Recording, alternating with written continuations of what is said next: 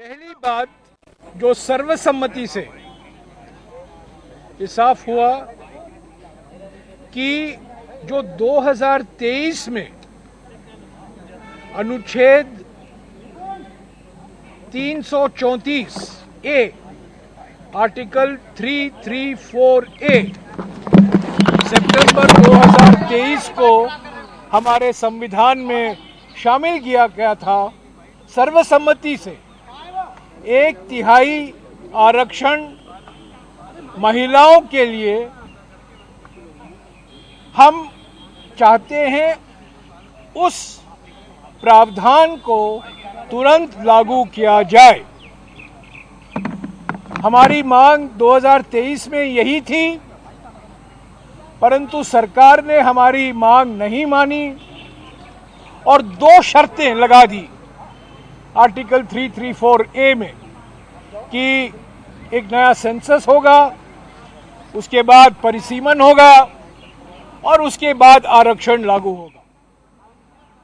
पर हमने मांग की थी कि ये 2024 के लोकसभा चुनाव से ही लागू होना चाहिए। हमारी मांग का नजरअंदाज किया गया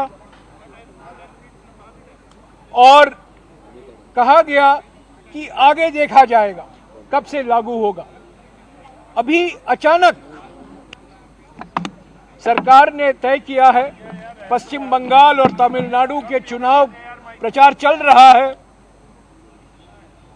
बीजेपी की जीत निश्चित होने वाली है, दोनों राज्यों में जीत होने वाली है दोनों राज्यों में, डीएमके अलायंस और तमिलनाडु में, और बीजेपी की भारी हार होने वाली है पश्चिम बंगाल में। इस चुनाव प्रचार के बीच ये 3 बिल लाया जाता है और बड़े गलत तरीके से महिला आरक्षण और परिसीमन के बीच में एक जोड़ा जाता है और एक ही संविधान संशोधन बिल है जिसमें परिसीमन का प्रावधान है और महिला आरक्षण का प्रावधान।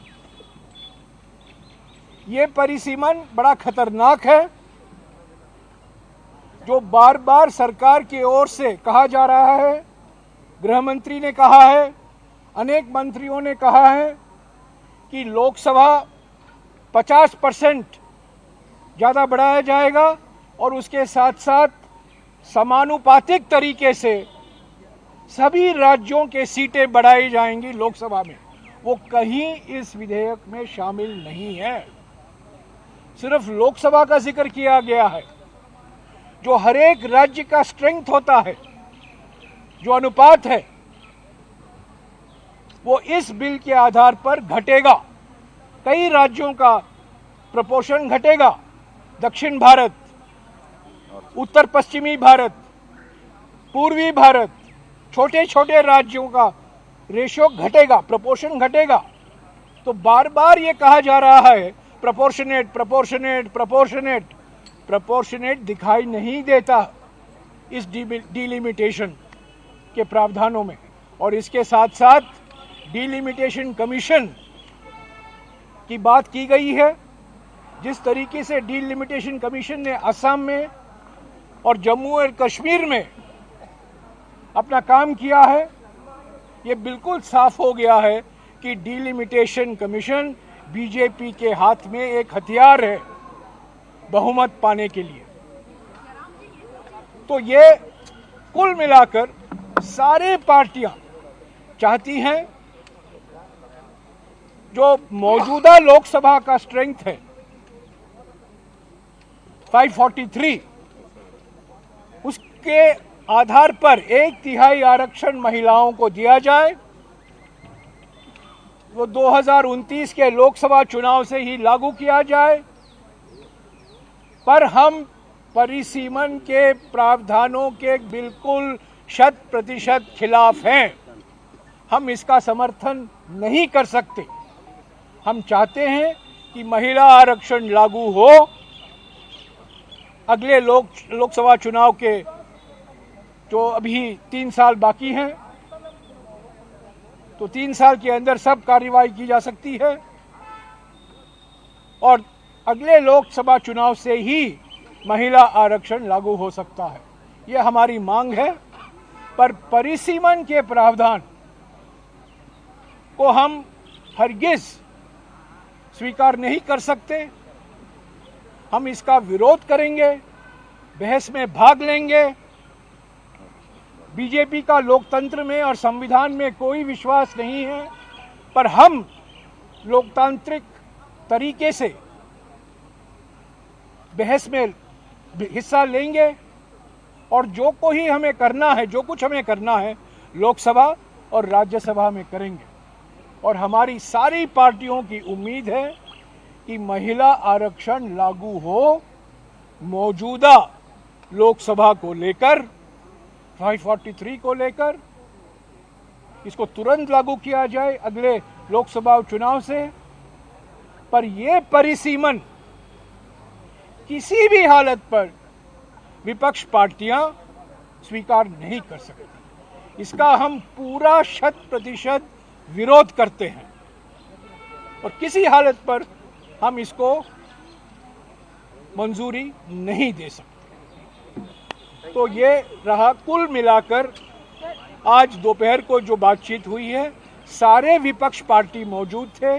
कुछ नेता जूम पर आए, Samajwadi, TMC, DMK, JMM, RJD, national conference, वामपंथी party, Shiv Sena, UBT, NCP, Sharad Pawar, सभी पार्टी मौजूद थे। विपक्ष, आम आदमी पार्टी, सभी पार्टी मौजूद थे।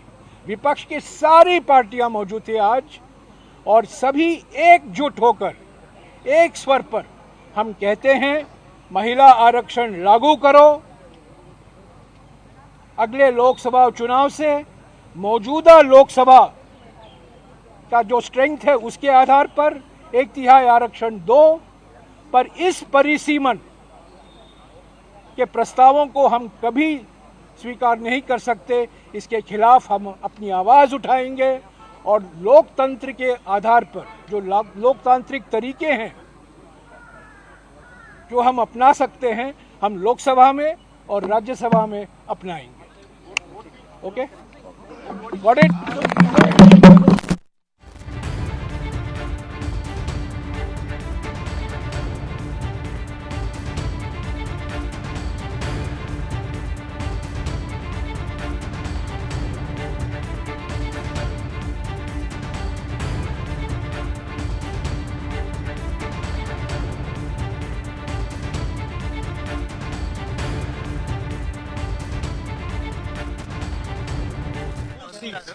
They are in advantage. Totally wrong. You are totally misconceived. It's not correct. Your statement is not correct. But government is saying. Sir, will you be ready for the present form of women's reservation in the present 2023. She has already told, 2023 should be implemented, letter and spirit, Whatever the parliament has decided on 2023, that has to be implemented. All right. Sir,